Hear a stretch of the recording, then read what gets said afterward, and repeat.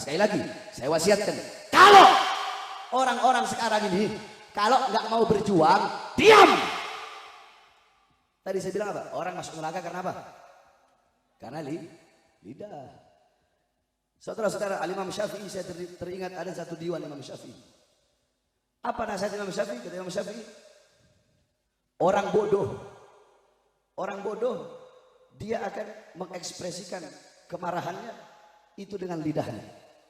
Sedangkan orang yang alim, dia akan mengekspresikan kemarahannya, ketidaksukaannya itu dengan perbuatan. Bukan hanya pandai bicara saja, akan tetapi menutup telinganya, saudara-saudara.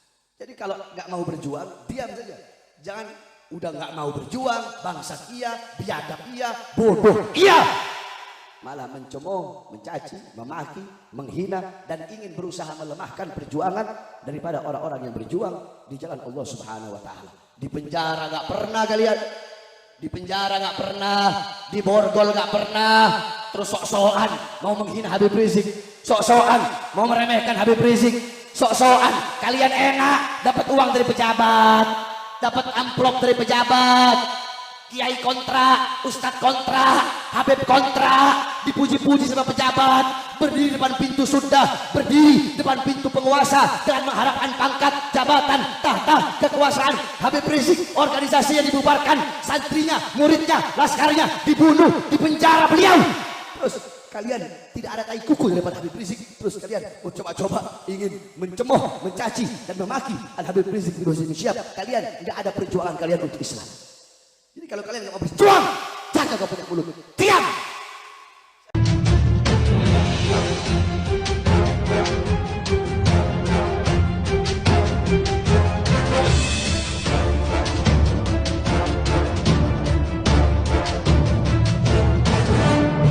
Saudara sekalian yang dimuliakan oleh Allah Subhanahu wa Ta'ala, sedikit saya bahas satu persatu tentang maulid, sedikit tentang milad majlis, dan tentang akikah.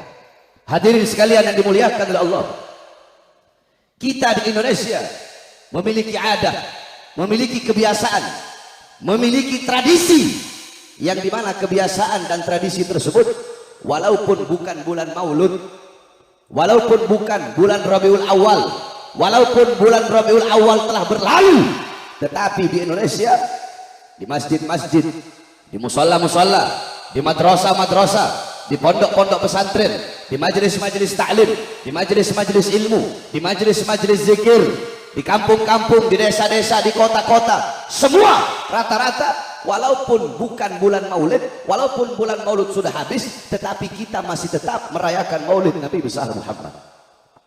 Maka tidak heran dulu semasa hidupnya Abuya Al-Imam Ahlus Sunnah wal Jamaah As-Sayyid Al-Habib Muhammad ibn Alwi Al-Maliki Al-Hasani radhiyallahu anhu rahimahullah, beliau pernah berjumpa dengan Rasulullah SAW. Ketika beliau berjumpa dengan Rasulullah, di belakang Rasulullah ada sekelompok umat, di belakang Rasulullah ada sekelompok golongan, yang dimana Abuya Maliki bertanya, ya Rasulullah, siapa kelompok di belakangmu itu?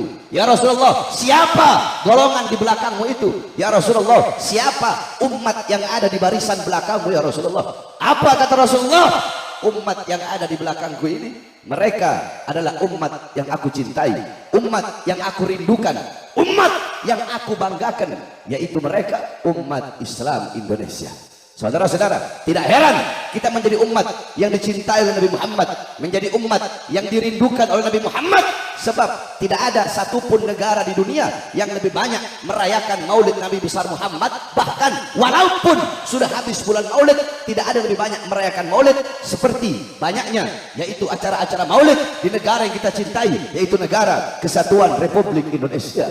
Saudara-saudara sekalian yang dimuliakan oleh Allah Subhanahu wa Ta'ala, Al-Imam Busiri radhiyallahu anhu di dalam qasidah Muhammadiyahnya, beliau mengatakan, Muhammadun dzikruhu rauhun li anfusina. Muhammadun dzikruhu rauhun li anfusina. Muhammad menyebut nama beliau, Muhammad mengingat beliau, Muhammad mengenang beliau, rauhun li anfusina, itu adalah ketenangan, itu adalah kedamaian, itu adalah ketentraman bagi hati-hati kita. Saudara-saudara, ketika disebut nama Nabi Muhammad, bahkan telaga Al-Kausar yang sedang mengalir telaga Al-Kautsar berhenti mengalir hanya untuk mendengarkan lidah-lidah yang basah dengan menyebut nama baginda Nabi besar Muhammad.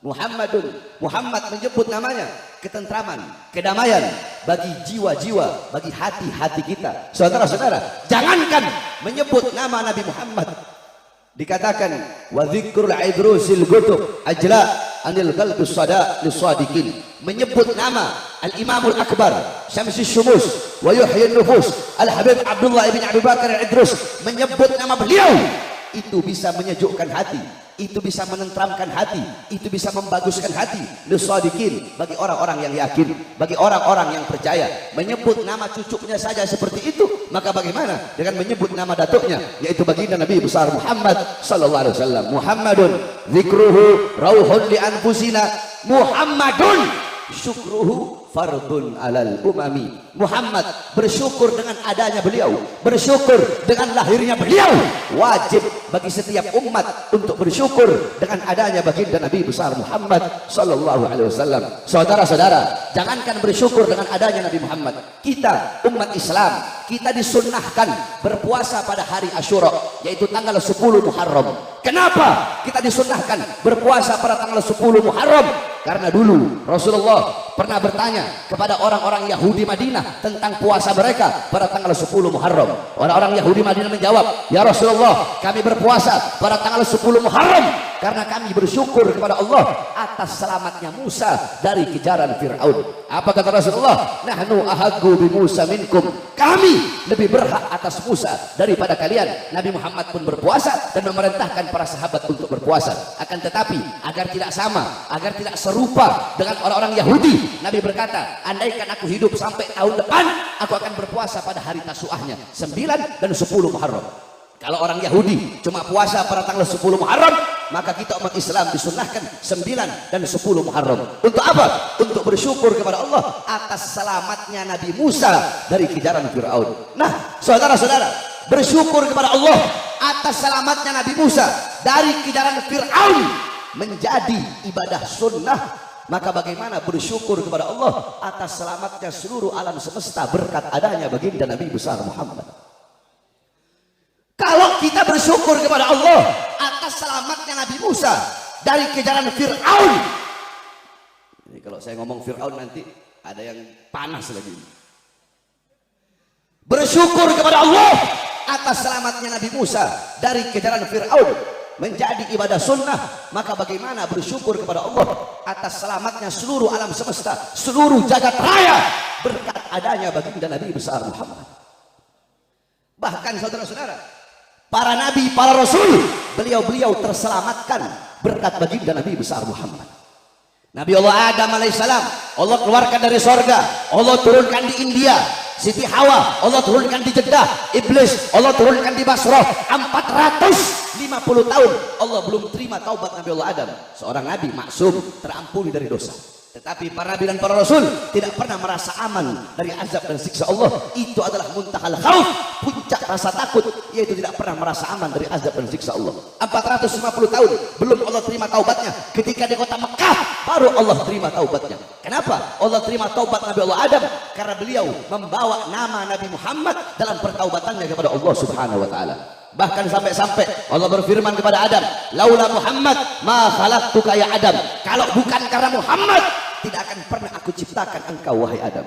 Nabi Allah Adam terselamatkan berkat Nabi Muhammad. Nabi Allah Nuh alaihissalam Allah selamatkan dari banjir bandang berkat dalam tulang sulbinya membawa nur baginda Nabi besar Muhammad. Nabi Allah Ibrahim Allah selamatkan dari api Namrud karena dalam tulang sulbinya membawa nur baginda Nabi besar Muhammad. Nabi Allah Ismail alaihissalam Allah selamatkan dari penyembelihan Nabi Allah Ibrahim karena dalam tulang sulbi Nabi Allah Ismail membawa nur baginda Nabi besar Muhammad. Para nabi, para rasul, seluruh alam jagat raya, seluruh alam semesta, seluruh makhluk terselamatkan berkat adanya Nabi Muhammad. Maka bagaimana cara kita bersyukur kepada Allah? Jikalau bersyukur atas selamatnya Musa menjadi ibadah sunnah, maka bersyukur atas selamatnya seluruh alam jagat raya itu merupakan suatu kewajiban. Bersyukur dengan adanya baginda Nabi besar Muhammad, sebagaimana yang Imam Busiri katakan, Muhammadun syukruhu fardun alal umami. Muhammad bersyukur dengan adanya beliau wajib bagi setiap umat. Maka kita duduk pada malam hari ini untuk bersyukur kepada Allah atas lahir lahirnya cahaya alam semesta, atas lahirnya penerang jiwa, yaitu baginda Nabi besar Muhammad sallallahu alaihi wasallam. Oleh karenanya, saudara-saudaraku sekalian yang dimuliakan oleh Allah Subhanahu wa taala, dengan kita duduk di majelis-majelis maulid, dengan kita duduk di perkumpulan-perkumpulan pada malam hari ini, jangan hanya sekedar duduk saja, akan tetapi pulang nanti dari acara maulid, pulang nanti dari majelis maulid, jadikan Nabi Muhammad sebagai teladanmu, sebagai uswahmu, sebagai qudwahmu, sebagai idolamu, teladanmu, pedomanmu dalam kehidupan engkau sehari-hari. Jangan engkau jauh dari akhlak Nabi Muhammad, jangan engkau jauh dari ajaran Nabi Muhammad, jangan engkau jauh dari sunnah-sunnah baginda Nabi besar Muhammad. Hidupkan engkau punya rumah tangga dengan sunnah Nabi Muhammad, dengan ajaran Nabi Muhammad. Hidupkan engkau punya kampung, engkau punya desa, engkau punya kota, engkau punya daerah, hidupkan dengan ajaran Nabi Muhammad. Hidupkan dengan sunnah-sunnah baginda Nabi besar Muhammad sallallahu alaihi wasallam. Hidupkan dengan akhlak Nabi Muhammad, dengan adab Nabi Muhammad, dengan amar ma'ruf Nabi Muhammad, dengan nahi mungkar Nabi Muhammad sallallahu alaihi wasallam. Saudara-saudaraku sekalian yang dimuliakan oleh Allah, kita duduk di sini juga dalam rangka milad ke-6 Majelis Taklim Junudur Rasul, yang dimana majelis-majelis taklim adalah wadah, majelis-majelis taklim adalah kendaraan bagi orang-orang untuk mengenal Nabi Muhammad, untuk mengenal para pewaris Nabi Muhammad, untuk mengenal para sahabat, untuk mengenal para tabi'in dan tabi'in, untuk mengenal para tabi'in. Majelis taklim adalah wadah bagi orang-orang untuk mendekatkan diri kepada Allah, untuk mendekatkan diri kepada Rasulullah sallallahu alaihi wasallam. Bapak-bapak, ibu-ibu sekalian yang dimuliakan oleh Allah Subhanahu wa taala, majelis-majelis taklim, majelis-majelis zikir, majelis-majelis shalawat, perkumpulan-perkumpulan seperti pada malam hari ini, inilah peninggalan Nabi Muhammad. Jikalau kalian pengen tahu seperti apa dulu perkumpulan Nabi Muhammad, maka lihatlah perkumpulan-perkumpulan seperti pada malam hari ini. Inilah perkumpulan baginda Nabi besar Muhammad. Inilah warisan Nabi Muhammad. Kalian bapak-bapak, ibu-ibu, yang tua, yang muda, yang kaya, yang miskin, yang pinter, yang bodoh, semuanya duduk di majelis. Semuanya duduk bareng-bareng di sini. Kalian untuk apa? Untuk mendapatkan warisan Nabi Muhammad. Nabi Muhammad, beliau tidak mewariskan harta. Warisan beliau bukan uang, bukan emas, bukan permata, bukan dinar, bukan dirham, bukan pangkat, bukan jabatan, bukan tahta, bukan kekuasaan. Tetapi warisan Nabi ilmu, amal, wara, khauf, ikhlas, zuhud, takwa, sabar, qanaah, khasyah. Itu warisan Nabi Muhammad. Abu Hurairah radhiyallahu anhu, suatu waktu Abu Hurairah pergi ke pasar. Abu Hurairah berkata, wahai orang-orang pasar, di masjid sedang dibagi-bagikan warisan Nabi Muhammad. Yang berdagang berhenti berdagang, yang punya toko menutup tokonya. Mereka pergi sama-sama ke masjid untuk mendapatkan bagian daripada warisan Nabi Muhammad. Mereka sampai di masjid, mereka berkata, wahai Abu Hurairah, mana katamu sedang dibagi-bagikan warisan Nabi? Tetapi kami tidak melihat dibagikan pakaian Nabi, atau dibagikan tongkat Nabi, atau dibagikan selimut Nabi, atau dibagikan kasur Nabi dari pelepah. Tidak ada. Yang ada hanyalah halakoh-halakoh, lingkaran-lingkaran. Yang ada hanyalah perkumpulan-perkumpulan orang-orang yang sedang menuntut ilmu, yang sedang mencari ilmu, yang sedang berpikir. Apa kata Abu Hurairah? Majlis-majlis ilmu, majlis-majlis zikir, itulah warisan daripada baginda Nabi besar Muhammad sallallahu alaihi wasallam. Kita duduk di sini untuk mendapatkan warisan Nabi. Nah, saudara-saudara, ketika engkau telah mendapatkan warisan Nabi, apakah ada warisan yang lebih mahal, warisan yang lebih berharga, warisan yang lebih bernilai daripada warisan Nabi Muhammad? Tidak ada warisan yang lebih bermanfaat bagimu, yang lebih menyelamatkanmu dunia akhirat. Kalau warisan uang dari bapakmu, dari ibumu, dari kakekmu, dari nenekmu, warisan-warisan uang, warisan-warisan harta, itu bisa menyusahkan kehidupan dunia dan akhiratmu. Tetapi warisan Nabi Muhammad yang merupakan ilmu, itu adalah cahaya dalam kegelapanmu. Itu adalah ibarat mata. Jikalau engkau orang yang buta, maka warisan Nabi adalah mata bagimu. Jikalau engkau ibarat orang-orang yang tuli, maka warisan Nabi itu adalah telinga bagimu. Jikalau engkau ibarat orang-orang yang bisu, maka warisan Nabi Muhammad itu adalah lidah bagimu. Tidak ada warisan, tidak ada peninggalan yang lebih barokah, yang lebih bermanfaat, yang lebih menyelamatkan engkau dunia dan akhirat, yang mensejahterakan engkau dunia akhirat, yang membuat engkau bahagia, senang dunia akhirat, selain daripada warisan baginda Nabi besar Muhammad. Saudara-saudara, jangan pernah siapapun meremehkan majelis-majelis ilmu seperti ini. Karpet yang kalian duduki, itu karpet tuh, warna apa itu? Warna apa? Warna hijau, warna merah. Itu karpet paling harganya satu roll itu paling 700.000. Mana ada Anwar Alatos dengan karpet Anwar? Paling 1 juta. Karpet yang kalian duduki di sisi Allah, di sisi Rasulullah, di sisi para aslafna soleh. Karpet yang kalian duduki demi Allah, karpet yang kalian duduki lebih mulia, lebih agung dan lebih utama daripada kursi yang diduduki oleh seorang presiden, saudara-saudara. Jangan pernah menganggap remeh majelis-majelis seperti ini. Bukankah Sayyidina Umar bin Khattab radhiyallahu anhu, apa kata beliau? Innallaha lam yahluk fi wajhil ardi turaban afdal min majlisil ilm. Sesungguhnya Allah tidak pernah menciptakan di muka bumi sejengkal tanah pun yang lebih mulia selain daripada tanah yang digunakan untuk mencari dan menuntut ilmunya Allah Subhanahu wa taala. Saudara-saudara, Rasulullah sallallahu alaihi wasallam beliau sudah berwasiat kepada Abdullah bin Mas'ud. Apa wasiat Rasulullah? Ya Ibn Mas'ud, julusuka sa'atan fi majlisil ilm la tamassu qalaman wa la taktubu harfan khairul laka min itqi alfi raqabah. Wahai Ibn Mas'ud, engkau duduk di majelis ilmu, engkau duduk di majelis taklim sesaat, engkau duduk sebentar di majelis ilmu. La tamassu qalaman, engkau tidak memegang pena, engkau tidak memegang pulpen, engkau tidak memegang pensil, engkau tidak memegang alat tulis. Wala taktubu harfan, engkau tidak menulis walaupun 1 huruf, cuma duduk saja di majelis ilmu. Itu lebih baik bagimu, itu lebih utama bagimu, itu lebih bagus bagimu daripada engkau memerdekakan 1000 orang budak. Saudara-saudara, jangankan memerdekakan 1000 orang budak, memerdekakan 1 orang budak saja pahalanya di sisi Allah. Siapa orang yang memerdekakan 1 orang budak, maka seluruh jawarihnya, seluruh anggota tubuhnya akan merdeka dari nerakanya Allah. Maka bagaimana kalau memerdekakan 1000 orang budak, sedangkan duduk di majelis ilmu, duduk di majelis taklim, itu lebih utama, itu lebih mulia daripada memerdekakan 1000 orang budak. Nah, saudara-saudara, majelis-majelis taklim seperti ini, di majelis-majelis ilmu kita bisa mengenal Allah, mengenal Rasulullah, mengenal mana baik, mengenal mana buruk, bisa mendekatkan kita kepada Allah, bisa mempererat hubungan kita dengan Allah, mempererat hubungan kita dengan Rasulullah sallallahu alaihi wasallam. Maka selalulah kalian melangkah ke majelis-majelis taklim, ke majelis-majelis ilmu, ke majelis-majelis zikir.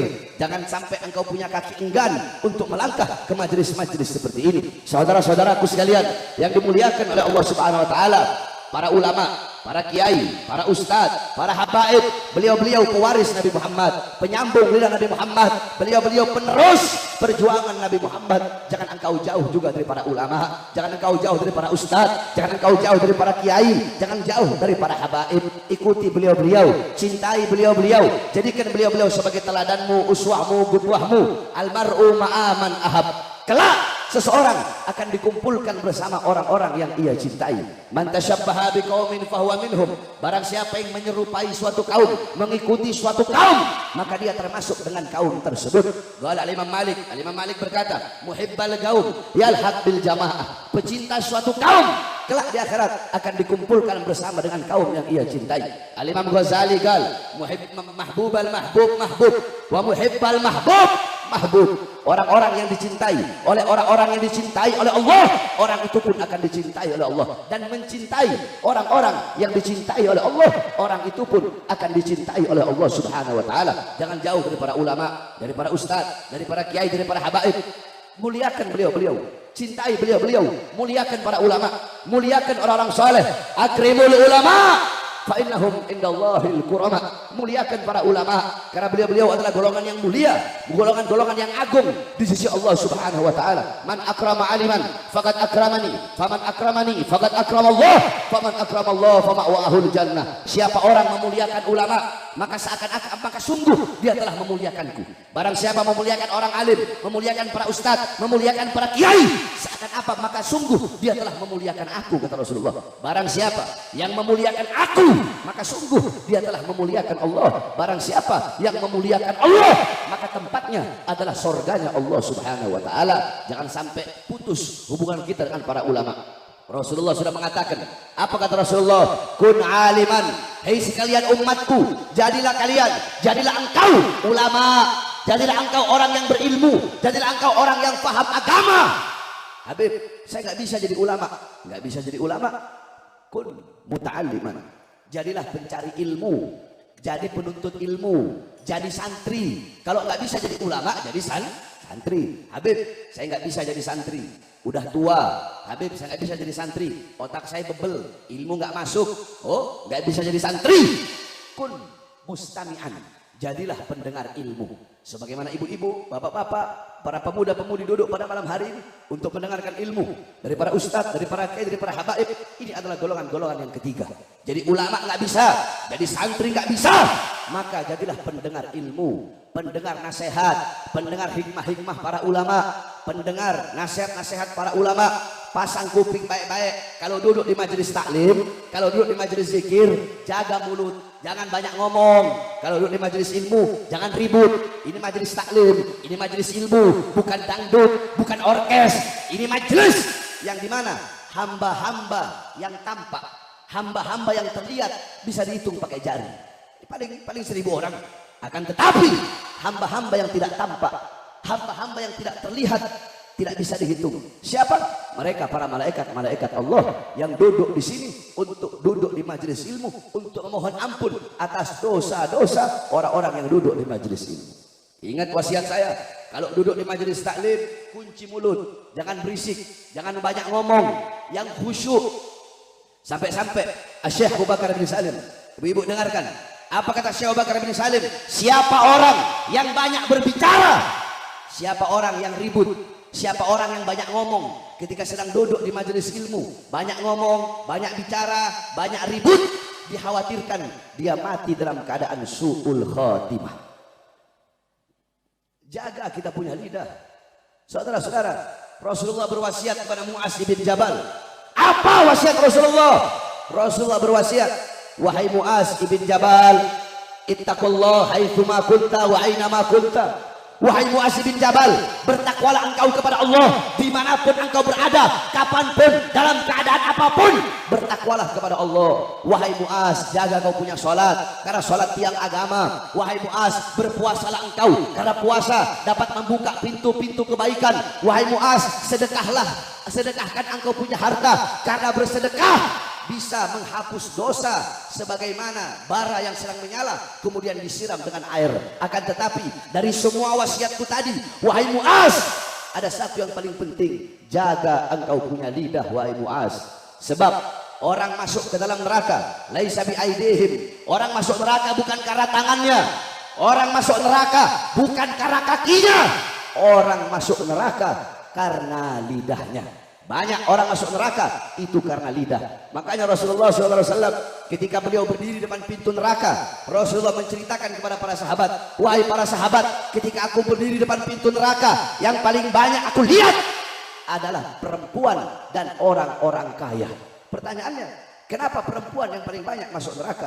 Al-Imam An-Nawawi radhiyallahu anhu, beliau menjawab, jawabannya dua. Jawaban yang pertama, karena syariatnya perempuan jumlahnya lebih banyak daripada jumlah laki-laki, sehingga yang paling banyak juga masuk ke dalam neraka itu adalah perempuan. Perempuan sedikit masuk surga. Kenapa? Karena di surga, kata Imam Nawawi, Allah telah menyiapkan banyak para bidadari-bidadari. Bukan berarti sedikit juga, sedikit waktu di akhirat, sedikit di akhirat itu sangat banyak, saudara-saudara.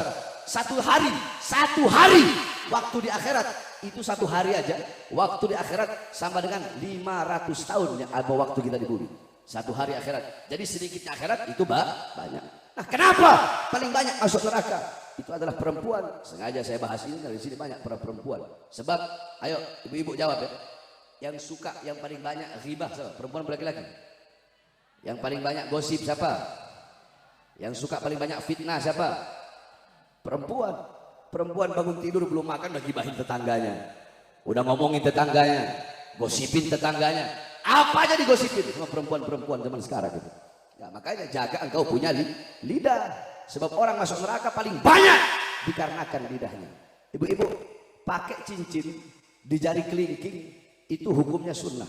Di jari kelingking. Pertanyaannya, kenapa pakai cincin di jari kelingking itu hukumnya sunnah? Rasulullah SAW Ketika beliau mau pakai cincin, ibu-ibu, ketika beliau mau meletakkan cincin di tangan suci beliau, si telunjuk berkata, ya Rasulullah, akulah yang paling pantas untuk dikenakan cincinmu, karena aku adalah isyarat tasyahud, aku isyarat la ilaha illallah. Ketika orang mengucapkan tahlil atau mengucapkan syahadat, pasti isyaratnya adalah aku. Jari tengah berkata, ya Rasulullah, aku yang paling panjang, aku yang paling tinggi dari semua jari, aku lebih berhak dan lebih pantas untuk dikenakan cincinmu ya Rasulullah. Jari manis berkata, jempol berkata, ya Rasulullah, aku yang paling besar dari semua, akulah yang paling pantas untuk dikenakan cincinmu ya Rasulullah. Jari manis berkata, ya Rasulullah, aku lebih besar dari kelingking, walaupun aku tidak lebih tinggi dari jari tengah, aku tidak lebih mulia dari jari telunjuk, aku tidak lebih besar dari jempol, tetapi setidaknya aku lebih besar dari jari kelingking. Nah, dari semua 5 jari, jempol ngomong, jari telunjuk ngomong, jari tengah ngomong, jari manis ngomong, kelingking nggak ngomong. Kelingking cuma diam. Karena diamnya kelingking, karena itulah Rasulullah memilih memasukkan cincinnya, khatamnya pada jari kelingking, karena kelingking diam, enggak banyak ngomong. Saudara-saudara sekalian, maka jaga kita punya lidah ketika duduk di majelis-majelis ilmu dan di majelis-majelis zikir. Karena qulu khairan aw yasmut, berkatalah sesuatu yang baik atau lebih baik diam. Kalau tidak bisa berkata yang baik, lebih baik kita diam. Nah, saudara-saudara sekalian yang dimuliakan oleh Allah SWT, terus orang-orang bertanya, Habib memerintahkan bahwasanya qulu khairan aw yasmut, berkatalah sesuatu yang baik atau lebih baik diam. Tapi kenapa Habib suka suka berkata-kata kasar? Kenapa Habib suka mencaci? Habib suka memaki? Kenapa Habib kalau ceramah keras? Habib kalau ceramah teriak-teriak? Ya, kalian kan cuma lihat kalau saya lagi ceramah. Kalian nggak lihat bagaimana kalau saya lagi ngobrol. Kalian nggak setiap hari sama saya. Kalian nggak 24 jam bersama saya dengan saya. Yang tahu saya orang-orang terdekat saya. Bagaimana banyak diamnya saya, bagaimana pemalunya saya. Ya betul, memang Rasulullah berkata, qulu khairan aw yasmut, berkatalah sesuatu yang baik atau lebih baik diam. Akan tetapi saya, Bahar bin Smith, tidak akan pernah diam. Saya tidak akan pernah membungkam saya punya mulut ketika saya melihat kemaksiatan, ketika saya melihat kezaliman, ketika saya melihat ketidakadilan, ketika saya melihat berapa banyak rakyat yang susah, rakyat yang kelaparan, rakyat yang menderita, rakyat yang kehausan, rakyat yang ditipu, rakyat yang harta dicolong, rakyat yang harta dicuri. Selama kedua mata saya masih melihat kemungkaran, masih melihat kezaliman, masih terbuka untuk melihat ketidakadilan, maka selama itu mulut saya tidak akan pernah bungkam. Selama itu mulut saya akan menghina, mencaci, memaki siapapun yang menyengsarakan bangsa dan rakyat Indonesia. Saudara, saya emang lebih banyak diemnya, tapi kalau lagi ceramah nggak ada istilah masa ceramah diem kayak kan Mas Boy diem gitu. Oleh karenanya duduk di majelis ilmu jangan banyak bicara. Ya. Jaga kita punya akhlak, jaga kita punya adab. Jangan hanya modal ilmu saja. Lau kana fil ilm min dunil khuluq syarafun lakana asyrafu khalqillahi iblis. Kalau cuma modal ilmu seseorang bisa jadi mulia.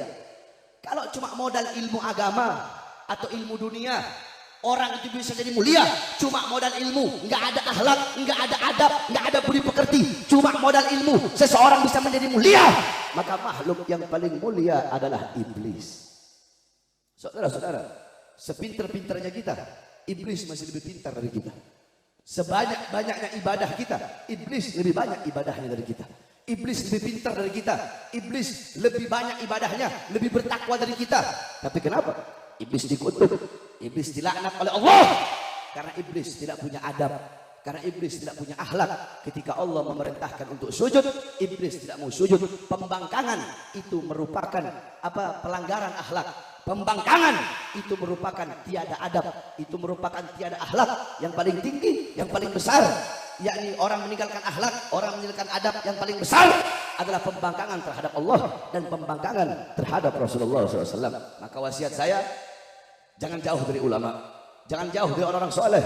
Saudara-saudara, ini zaman sekarang sudah edan, ini zaman udah gila, ini zaman udah rusak, ini zaman sekarang udah nggak benar, saudara-saudara. Fitnah di mana-mana, kerusakan di mana-mana, maksiat di mana-mana, mabuk di mana-mana, melacur di mana-mana. SD zina, SMP zina, SMA, anak-anak SMA melahirkan di dalam sekolah. Anak SMA melahirkan di dalam kelasnya. Anak-anak kecil tidak kenal siapa Tuhannya. Anak-anak kecil zaman sekarang, anak-anak muda zaman sekarang buta terhadap Allah. Tanya sifat wajib, mereka nggak kenal. Sifat wajib bagi Allah, sifat mustahil bagi Allah, sifat jaiz bagi Allah. Tanya fikih, bodoh tauhid, buta terhadap tauhid, buta terhadap fikih, buta terhadap hukum-hukum Islam, tidak kenal siapa nabinya, tidak kenal siapa malaikat-malaikat Allah. Anak-anak zaman sekarang beda dengan kita orang. Dulu kita orang masih kecil, kita belajar sifat 20, kita belajar ilmu fikih, kita belajar ilmu hadis, kita belajar Al-Quran. Anak-anak zaman sekarang, saudara-saudara, lato-lato. Saya pernah main lato-lato. Pagi, siang, sore, malam sibuk dengan handphone. Ayo saya tanya ibu-ibu, jawab yang keras. Anak-anak ibu, putra-putri ibu di rumah lebih banyak pegang handphone apa pegang Quran? Jawab ibu-ibu yang keras. Handphone apa Quran? Suaminya ibu-ibu lebih banyak pegang handphone apa Quran? Handphone apa Quran? Ini zaman sekarang. Mereka tidak kenal siapa Allah, siapa Rasulullah, nggak kenal apa itu iman, nggak kenal apa itu Islam. Mereka semakin hari semakin jauh dari baginda Nabi besar Muhammad Sallallahu Alaihi Wasallam. Bapak-bapaknya sibuk cari uang, sibuk cari nafkah, sibuk kerja pagi, siang, sore, malam untuk memberi makan jasad anak-anaknya, memberi makan jasmani anak-anaknya. Tetapi kalian sebagai bapak lupa memberi makan jiwa dan hati anak-anak kalian.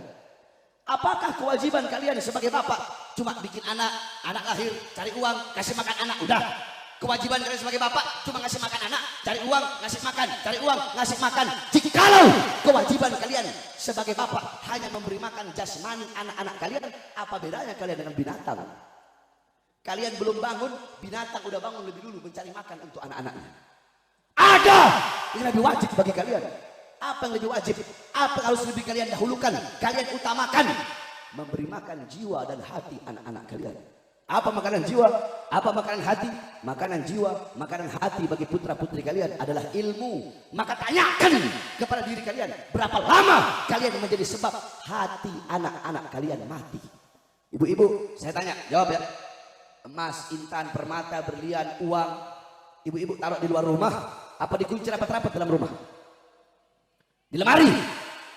Kenapa nggak taruh di luar? Kenapa? Hilang. Takut diambil orang, dicolong orang, dicuri orang, takut dirampok orang. Emas, intan, permata, berlian, uang kalian kunci rapat-rapat dalam lemari. Tapi kenapa anak-anak perempuan kalian umbar seperti binatang? Apakah emas, intan, permata lebih berharga daripada anak-anak perempuan kalian? Saudara-saudara, Sayyidah Fatimah radhiyallahu anha, Sayyidatun Niswah, Sayyidatun Niswah fid dunya wal akhirah, pemimpin seluruh kaum wanita di dunia dan di akhirat, Hababah Fatimah.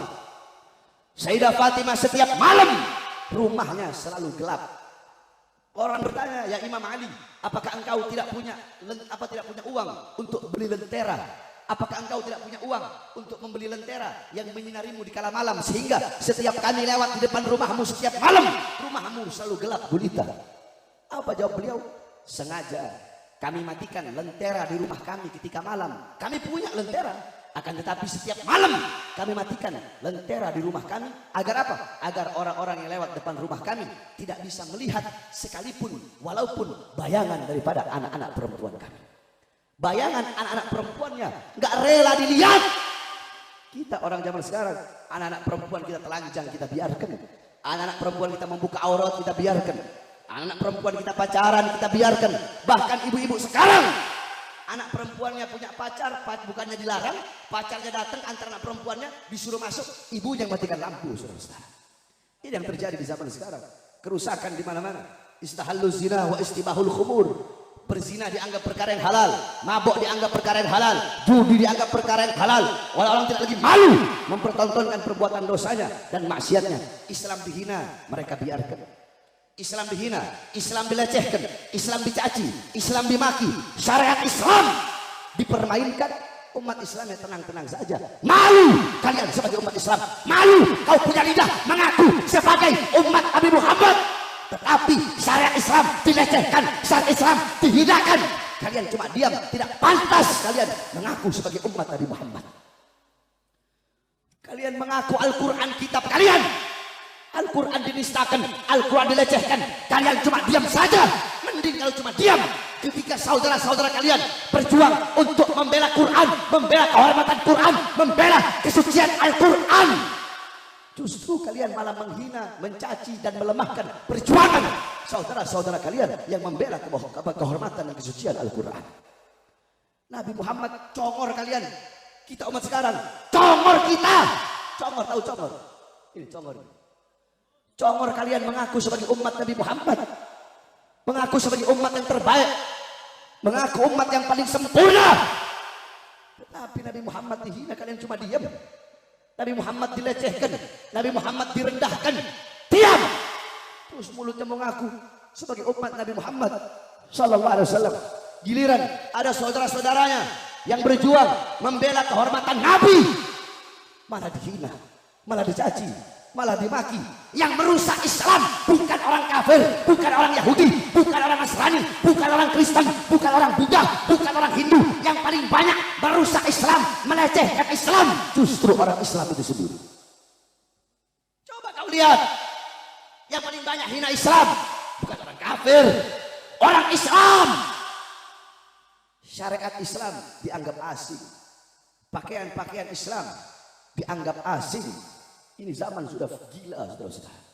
Kau pengen selamat dari zaman yang penuh dengan kerusakan, jangan engkau berlepas diri dari para habaib, anak cucu Rasulullah SAW. Siapa yang mengatakan bukan saya yang bilang? Yang bilang Rasulullah. Apa kata Rasulullah? Ahli baiti kasafinatin Nuh. Keluargaku, anak cucuku bagaikan perahu Nabi Allah Nuh. Yang naik selamat, yang nggak naik nggak selamat. Di zaman Nabi Nuh ketika ada banjir bandang, semua makhluk, mau binatang, mau manusia yang naik perahu Nabi Nuh dipastikan selamat. Yang nggak naik, bahkan anaknya sendiri Kan'an tidak selamat karena tidak naik di perahu Nabi Allah Nuh. Nah, banjir bandang, kalau di zaman Nabi Nuh banjir bandang, di zaman sekarang banjir bandangnya fitnah, kerusakan, kemaksiatan, kemungkaran, ketidakadilan, merajalela di mana-mana. Engkau pengen selamat, berpegang teguh kepada para habaib, kepada para anak cucu Rasulullah, insya Allah kau bakal selamat dunia akhirat. An-nujum amanul ahli sama wa ahli baiti amanul ahli al-arab. Bintang-bintang pengaman bagi penduduk langit. Keluargaku, anak cucuku adalah pengaman bagi para penduduk bumi. Engkau pengen aman, engkau pengen selamat, jangan kau jauh dari anak cucu Rasulullah SAW. Cintai para anak cucu Rasulullah SAW. Hum itrati khuliqu min tinati fawailal lil mukadzibina bi fadlihim man habbahum ahabbahullah man abghadahum abghadahullah. Mereka keluargaku, mereka anak cucuku. Maka celakalah orang-orang yang mendustakan keutamaan mereka. Barang siapa yang mencintai mereka, Allah cinta kepadanya. Barang siapa yang membenci mereka, Allah pun akan membencinya. Oleh karenanya, ikuti para habaib, insya Allah engkau kita semua bakal selamat dunia akhirat, aman dunia akhirat, damai dunia akhirat, tentram dunia dan akhirat. Cintai habaib, jangan pilih-pilih. Mau habib yang tegas atau habib yang lembut, mau habib yang bodoh atau habib yang pinter, mau habib yang masyhur atau yang khumul atau yang mastur, habib yang terkenal atau yang enggak, habib yang kaya atau yang miskin, cintai. Kalau ada orang, oh saya cuma mau cinta sama habib yang lembut saja, habib yang tegas, yang keras cara dakwahnya, saya nggak mau cinta. Atau sebaliknya, saya cuma mau cinta sama habib yang tegas saja, sama habib yang lembut-lembut, yang lembek-lembek, saya nggak mau cinta. Orang seperti itu bahaya. Orang seperti itu cintanya ada di mata, bukan cinta yang berasal dari dalam hati. Mahallul mahabbah, tempatnya cinta bukan di mata, bukan di telinga, tapi tempatnya cinta adalah di hati. Orang yang benar-benar cinta, pecinta sejati, dia akan menutup matanya, akan menutup telinganya, dan akan menutup mulutnya. Pecinta sejati bagaikan mayat, saudara-saudara. Matanya nggak bisa melihat, telinganya nggak bisa mendengar, dan lidahnya tidak bisa berbicara. Sekali lagi, saya wasiatkan, sekali lagi, saya wasiatkan, kalau orang-orang sekarang ini, kalau nggak mau berjuang, diam. Tadi saya bilang apa? Orang masuk neraka karena apa? Karena lidah. Saudara-saudara, Al-Imam Syafi'i, saya teringat ada satu diwan Imam Syafi'i. Apa nasihat Imam Syafi'i? Kata Imam Syafi'i, orang bodoh, dia akan mengekspresikan kemarahannya itu dengan lidahnya. Sedangkan orang yang alim, dia akan mengekspresikan kemarahannya, ketidaksukaannya itu dengan perbuatan. Bukan hanya pandai bicara saja, akan tetapi menutup telinganya, saudara-saudara. Jadi kalau nggak mau berjuang, diam saja. Jangan udah nggak mau berjuang, bangsat iya, biadab iya, bodoh iya. Malah mencemooh, mencaci, memaki, menghina, dan ingin berusaha melemahkan perjuangan daripada orang-orang yang berjuang di jalan Allah Subhanahu wa Ta'ala. Di penjara nggak pernah kalian, di penjara nggak pernah, di borgol nggak pernah, terus sok-sokan mau menghina Habib Rizik, sok-sokan mau meremehkan Habib Rizik, sok-sokan kalian enak dapat uang dari pejabat, dapat amplop dari pejabat. Kiai kontra, Ustadz kontra, Habib kontra, dipuji-puji sama pejabat, berdiri depan pintu sudah, berdiri depan pintu penguasa dengan mengharapkan pangkat, jabatan, tahta, kekuasaan. Habib Rizik, organisasi yang dibubarkan, santrinya, muridnya, laskarnya dibunuh, dipenjara beliau. Terus kalian tidak ada tai kuku daripada Habib Rizik. Terus kalian coba-coba ingin mencemooh, mencaci dan memaki Al Habib Rizik bin Syihab. Kalian tidak ada perjuangan kalian untuk Islam. Jadi kalau kalian nggak mau berjuang, jaga kau punya mulut, diam. Saya kalau ketemu orang yang berani di sosmed begitu, hina caci pakai FPI, hina caci pakai Rizik, ketemu sama saya tampar mulutnya. Saya mereka itu congornya cuma berani di sosial media doang. Ketemu langsung, kalau nggak saya makan, bukan saya Bahar bin Smith, saudara-saudara. Iblis aja saya makan, apalagi orang-orang kayak begitu. Oleh karenanya, kita doakan para habaib-habaib, para guru-guru kita, semua habaib, semua para guru khususnya yang perjuangan luar biasa. Imam besar kita Habib Muhammad Rizik bin Husain bin Syihab. Mudah-mudahan Allah panjangkan umur beliau. Allah sehatkan jasmani dan ruhani beliau. Kemudian seluruh anak-anak beliau, putri-putri beliau, penantu-penantu beliau, Habib Muhammad, Habib Hanif, Habib Irfan, saya punya keponakan Habib Alwi. Kemudian menantu-menantu beliau yang lain, seluruh laskar murid-murid beliau di sini nih di Pondok Cabe. Alhamdulillah laskar-laskar lama semua ini. Mudah-mudahan semua perjuangan dari Allah Subhanahu wa Ta'ala, dan kepada seluruh hadirin tidak keluar dari majelis kecuali Allah penuhi kita dengan rahmat kasih sayangnya, dengan pengampunannya, maghfirat, hidayat, rahmat. Amin amin ya rabbal alamin. Mudah-mudahan madrasah daripada Ustadz Misbah, mudah-mudahan semua santri-santrinya mendapatkan ilmu yang bermanfaat. Amin amin ya rabbal alamin. Terakhir sebelum saya tutup, Al-Ustadz Misbah memiliki madrasah. Bapak-bapak, ibu-ibu, banyak orang tua sekarang ini ditanya, kenapa anaknya nggak mau masuk pondok pesantren atau nggak mau madrasah, nggak mau masuk madrasah? Kenapa kok dimasukkan sekolah-sekolah umum? Apa jawab orang tua sekarang? Kalau anak-anak saya masuk pesantren atau masuk madrasah diniyah, kalau nggak sekolah umum, nanti anak saya miskin, nanti anak saya susah, nanti anak saya kelaparan, nanti anak saya nggak makan, nanti anak saya nggak dapat kerjaan, nanti anak saya jadi gembel. Jangan pernah membandingkan pondok pesantren atau madrasah Islam dengan sekolah-sekolah umum. Sekarang saya tanya, semua laki-laki perempuan jamaah yang hadir, jawab yang keras. Di luar sana, yang paling banyak mabok-mabokan dulu, mereka mondok atau sekolah? Yang paling banyak jadi koruptor, mereka dulu mondok apa sekolah? Yang paling banyak jadi pelacur, mereka dulu mondok apa sekolah? Mondok apa sekolah? Yang paling banyak di luar sana narkoba, mereka dulu mondok apa sekolah? Mondok apa sekolah? Yang paling banyak nggak perawan, di pondok apa di sekolah? Yang paling banyak zina, di pondok apa di sekolah? Yang membuka aurat paling banyak di pondok apa di sekolah? Berarti mana dipecat, pondok apa sekolah? Mana dipecat, pondok apa sekolah? Bukan berarti nggak sekolah, bukan berarti nggak sekolah. Silahkan sekolahkan anak-anak kalian, silahkan. Akan tetapi walaupun sekolah, tetap dahulukan pendidikan agama. Mudah-mudahan semua anak-anak kita menjadi anak-anak yang soleh dan soleha, alim dan alimah. Amin amin ya rabbal alamin. Rabbi fa'na fa'na bi barakatihim.